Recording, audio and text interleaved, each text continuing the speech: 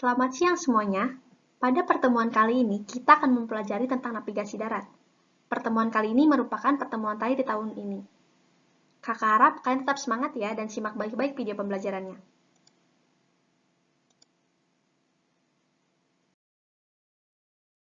Pada pertemuan kali ini, kita akan membahas tentang pengertian navigasi darat, media yang digunakan, dan cara menentukan arah tanpa alat navigasi.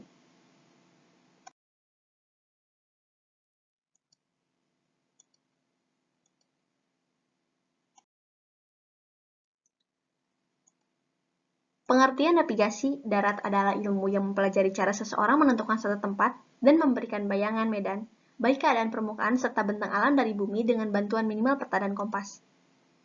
Navigasi adalah pengetahuan untuk mengetahui keadaan medan yang akan dihadapi, posisi kita di alam bebas, dan menentukan arah serta tujuan perjalanan di alam bebas. Contohnya seperti pencarian dan penyelamatan korban kecelakaan atau ketika tersesat di gunung dan hutan.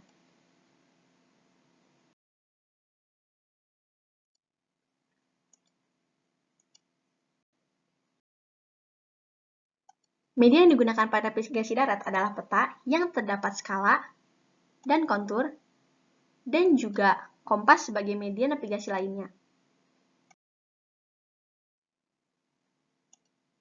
Pengertian peta. Peta adalah gambaran permukaan bumi di atas bidang datar dalam ukuran diperkecil yang kebenarannya dapat dipertanggungjawabkan secara visual atau matematis yang menyajikan informasi tentang bumi.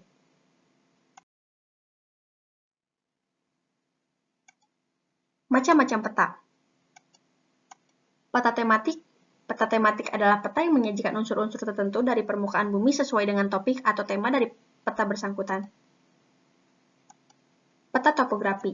Peta topografi berarti peta yang menggambarkan posisi mendatar dan posisi tegak dari semua benda yang membentuk atau berada di permukaan bumi.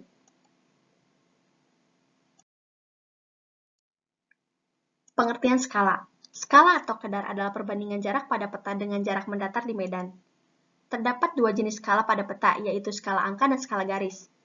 Untuk skala angka, perbandingan langsung ditunjukkan dalam satuan yang sama, yaitu cm, sedangkan pada skala garis terdapat beberapa ruas garis yang masing-masing menunjukkan jarak tertentu pada satuan km.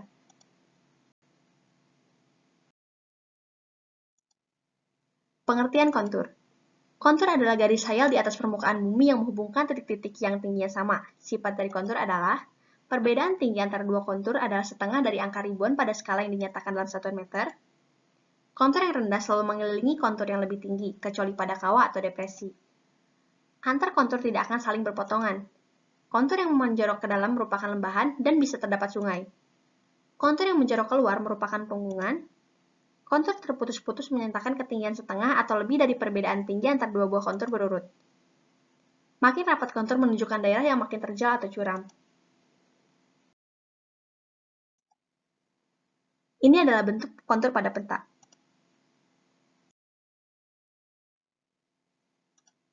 Pengertian kompas. Kompas adalah alat penunjuk arah, yakni arah utara magnetis bumi yang disebabkan oleh sifat kemagnetisannya. Karena sifat ini, maka jauhkan kompas terutama pada saat mempergunakannya dari pengaruh benda-benda yang terbuat dari baja atau besi, karena akan menyebabkan penunjuk yang salah pada jarumnya. Jenis-jenis kompas. Kompas bidik atau prisma. Kompas bidik adalah kompas yang berfungsi untuk membidik atau menembak sudut pada alam atau bentangan alam sebenarnya yang kemudian sudut tersebut dapat diproyeksikan pada peta. Kompas silpa atau orientering. Kompas silpa adalah salah satu jenis kompas yang biasa dipakai dalam bidang topografi. Kompas ini mempunyai protektor datar yang berfungsi sebagai tempat pada peta topografi. Kompas ini digunakan untuk membantu navigasi di daratan. Bagian-bagian kompas.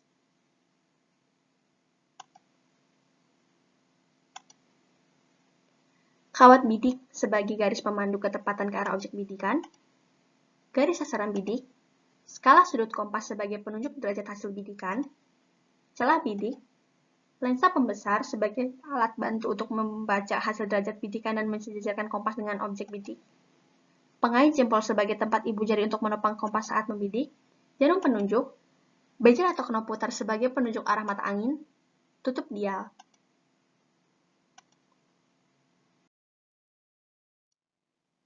Cara menggunakan kompas. Buka tutup kompas dan posisikan tutupnya hingga tegak lurus. Tarik cincin untuk jempol, masukkan ruas pertama jempol kanan ke dalam cincin tersebut. Telunjuk sejajar dan memegang penutup yang berdiri tegak. Jari-jari lain memegang penutup kompas. Lengan lurus ke depan, bisa juga meletakkan kompas pada tongkat statis. Dekatkan kompas ke depan mata untuk mencari tanda atau titik yang dijadikan patokan dalam membidik. Pilih benda yang jauh, tetapi jelas terlihat dan tidak terhalang. Hasil bidikan angkanya bisa dilihat pada kompas. Kemudian bergerak menuju titik yang telah dibidik oleh kompas tadi. Setelah sampai di titik yang dituju, kemudian bidik titik berikutnya.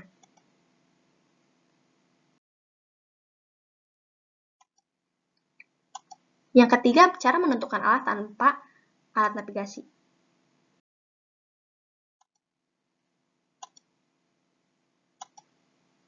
Pertama, menggunakan bayangan tongkat. Kedua, merasakan suhu pohon. Ketiga, kelebatan pohon. Keempat, melihat arah tumbuh lumut. Yang kelima, melihat arah matahari terbit atau tenggelam. Yang keenam, melihat arah masjid. Cara menentukan arah navigasi lainnya, yaitu dengan melihat arah makam atau batu nisan umat Islam, melihat rasi bintang, dan terakhir melihat letak sarang semut.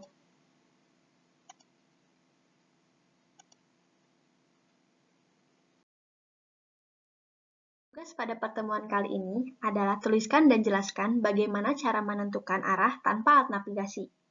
Materi tentang navigasi darat kita cukupkan sampai di sini. Semoga materi hari ini dapat bermanfaat untuk kita semua dan dapat diterapkan dalam kehidupan sehari-hari. Terima kasih atas perhatiannya, sampai jumpa di tahun depan. Salam Pramuka.